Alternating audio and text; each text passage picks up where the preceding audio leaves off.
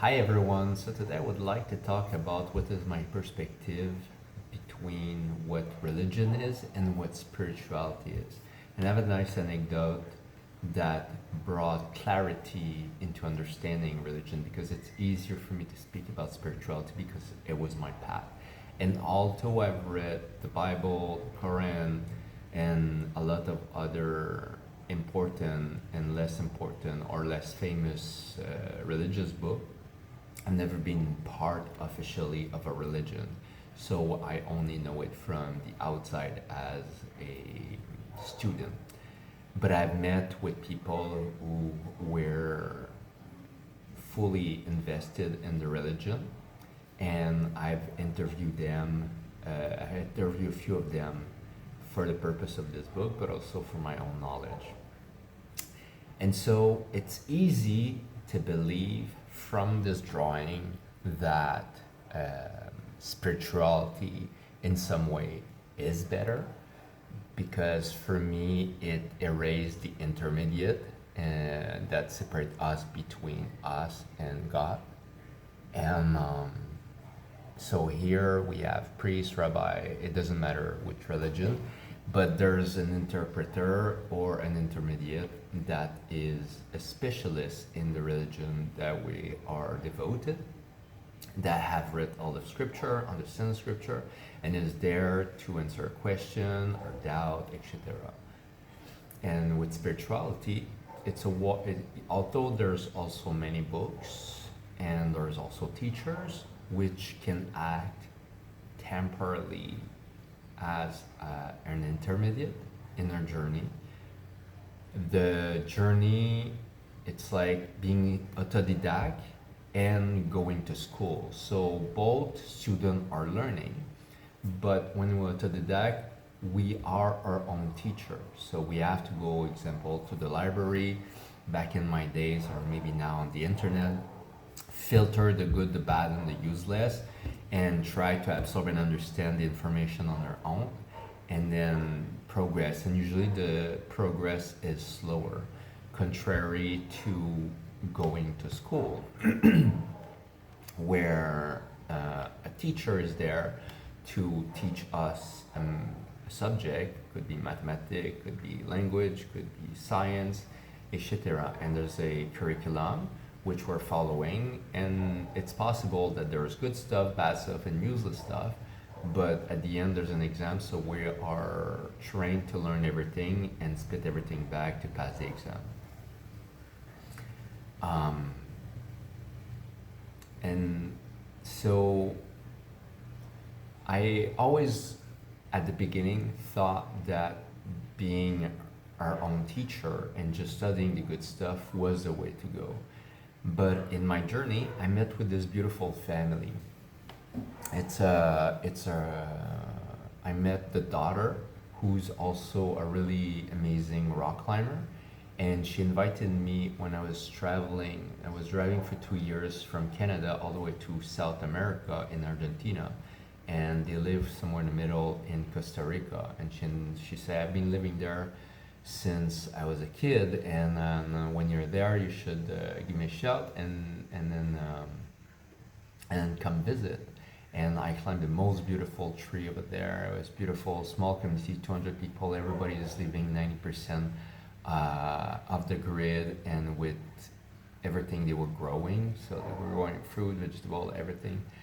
And I've never seen a so close, tight knitted community. The parent at the time that I never met knew about my arrival, and I was planning to stay a couple of weeks to climb, just staying out and to work on my stuff. And she said that, oh, my parent would like to meet you. And that was on the second and the third night. And I was like, sure. And I was like, and I say, you're invited for dinner. And I kind of assumed that she would come with me. And then when it was the time, she just gave me indication. They were not living next door. They were living like 2 kilometers away in this really kind of like in the middle of nowhere location. And so she said, okay, when you see this gate, this color house, you go inside. And I was kind of surprised, like, what do you mean you're not coming with me? And it's like, I don't know them. I barely know you. We met like, I don't know, at the time we met probably 2 3 times. And we were not super close friends. It's like, no, no, I'm good. I don't want to go. She had a boyfriend. And she just like didn't want to go see her parents for dinner. So it was like, I thought it was odd. But I went anyway. I find a family house and they were super welcoming. They were super nice. And it was nice because I learned more about their daughter, my friend. And apparently, so when I was there, she was probably in her mid 20s. And I remember she voluntarily quit school when she was 9 years old. She just came back, third grade, from come back home from school, and she said, "I'm done. I don't want to go to school anymore." She didn't have a fight with anyone. She didn't argue. She didn't get beat up or bully or anything. She just didn't connect with the kids. Her reason to the parents was that she didn't connect with everyone. She didn't understand what she was learning. She was not interested, and then her parents thought she's young, she's going through a phase, and probably next week she's gonna go back on her own. So they just let her be, and she just started playing in nature on her own. She didn't have any siblings, and she never dreamed of going back to school. And after 6 months, her dad stopped working full time and worked part time just to take care of her because she was just too young. And they homeschooled her, and that was it. And then she never went back to school until university 10 years later, maybe. Um, and I was asking what she was doing, and she's just like playing nature on her own, disappear in the forest. In the winter they live in Costa Rica, and then in the summer, so half of the year they live in Yukon, which is the North Territory of Canada. So it's too cold. I mean, some people live there, but it's really cold in the winter. So, but it's nature. It's wild nature. There's not really like a city. There's probably a couple towns, and I don't know how remote they were living, but it sounds that they were even not in town. Um, so they just had like a huge forest in their backyard, and apparently she developed a communication system with nature. And so really young, like around age 12, 13, she apparently was making more money than her parents because she was able to find antlers, which are the horn of deers and this kind of animals. And I didn't know back then, but antlers lose their, not antlers, deers lose their antlers every year. They're mewing, so it grows, and then I guess maybe they hibernate. I'm not sure they hibernate, but after the winter, they lose it. I don't know why, but they lose it. And tourists who come visit those places, they love it because they can just hang it. And I always thought that people were hanging it as like hunters who had killed animals, but apparently you can find them or you can buy them in a store. And she'd been living there since she was a baby, and there's a lot of older people that have been living there forever, and they say that they've never seen antlers in nature. So it's not like a easy thing to find. There's not like the deer are leaving their antlers in a specific location. And apparently this girl, when she was younger, at 12, 13, she was able to find them. So much so that within a few years, she was finding a couple hundred pairs of them every spring. And so she was selling them, and she was making a lot of money, a couple $100 a pair. And then she had a couple hundred pair for a couple $100. So she was barely a young teenager and making a lot of money already, selling it to tourists or a shop that was selling to tourists. And eventually it was a long process.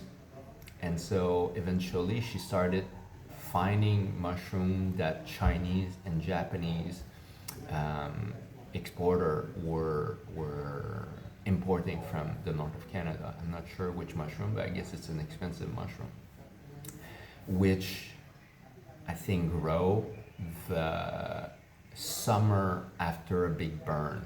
And so they're studying the natural burn forests of the whole of the north of Canada. And a lot of people who are into this business have quad 4x4 ATV, and they have GPS, and they have buckets, and they have like a lot of technology because it's a virgin territory. And they're going there, finding the mushroom, putting in bucket, and at the end of the day, collecting all the bucket. She go without technology, no GPS, nothing, no trailer, no pickup, no ATV, and she's able to collect as much as those people on foot, and was making. She said that she was working 2 weeks and a half a year, and it was able to earn enough money for the rest of the year. So, and I was just amazed, and I was asking about her background, her upbringing, and everything, and I learned that they were extremely religious, and she kind of strayed away from her parents' path, but they were really religious, and but the parents were one was a teacher, and maybe the other one was a carpenter, but they were both really smart, both really intellectual, really rational, really well spoken. And I asked because I know a lot of people who are really religious, which is rare in modern society, but they seem to be, I don't know, I would say gullible, like not too intellectual, and not to make a judgment, but I think there's a stereotype, and they were not fitting at all that stereotype. And so I asked, what is the incline to be so well thought, to have so much depth, but still being believer of this religion? Mostly because, just like anyone else, they didn't agree 100% with everything of what the preacher or the religion was preaching. If you're 100% believing, it's like, okay, this is for you, but if you're not 100%, it's like, why even bother? I also read all the major and alternative religion, and there's many good things I pull from it, but at the end of the day, I'm not a follower because I don't agree with everything. And they say we're the same. But the difference is that they are going there because they don't have time or don't want to take the time to read all the scripture, understand it, and decide to filter between the good, the bad, and the useless.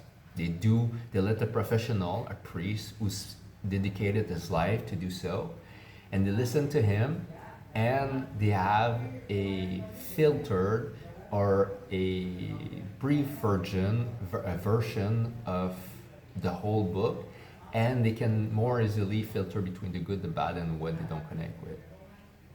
I'm like, okay, so it's just like me. It's like they're really rational. It's like, yeah, and I don't want to. They don't want to take the time to seek for. It's a big journey, spirituality. Like I dedicated full time 8 years of my life almost, and I'm still in the journey.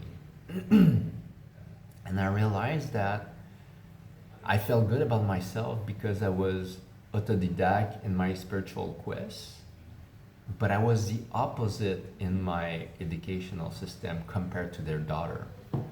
Meaning that I went to school and I was good because I enjoy hanging out with friends. I was good at school in most subjects except some.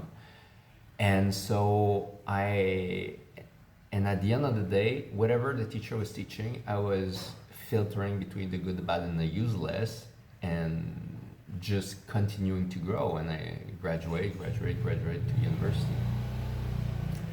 And my friend did the opposite, and with her parents, they were autodidact, meaning that like there's a lot of information which they could have taught to their daughter. Pick some stuff, I don't know, from the library. I don't. Internet was maybe not a thing back then, and then choose. And then what I'm trying to say is that they didn't go through an institution, a system, and so they just freelance the whole thing. And her daughter is functional. I mean, she's not working a 9 to 5, but who cares? Because she maybe doesn't have a pension, but she's happy, she's productive, she's not dependent, she's productive, creative, and all the good stuff of what life has to provide. And with my spiritual journey, I'm the opposite. They went through an institution and I went freelance. And at the end, we're meeting at the same point. And so, as much as I used to believe that spirituality is better, because I feel that in the past I believe religion or religious people were brainwashed, I just feel that it's possible to be autonomous and grounded within religion as well.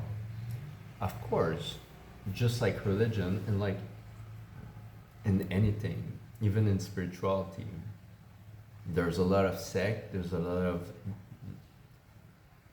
guru with wrong intention that have abused followers who were too gullible, and then they strayed the wrong way. And so it's really to be able to attune with our own inner guru, our intuition, and to see if the outer guru, the teacher, is able to help us move the noise of our minds so we can realize God consciousness. Yeah, so it's a short video, but what do you think? What do you think about religion? And it's really not about the worst of religion I want to share, or it's really like objectively, even if there's like religion is not as popular in 2025 as it used to be 50 years, 100 years ago. But good thing has happened because of religion. Or there's country where are a lot more religious than the Western world. And I feel that religion was more necessary back in the old days. And a lot of people benefit from it, but unfortunately a lot of people suffer from it as well. And that's why a lot of people dropped out from the religious path to go on a more solo quest, that is spirituality. So what do you think about it? What do you think is, there's a good chance that if you watch my video that you're likely on a spiritual journey. But what do you think about religion? What do you think or feel that are the pros and cons of each? And yeah, share with me. If you like those videos, subscribe, and then I'll see you in the next one. Ciao.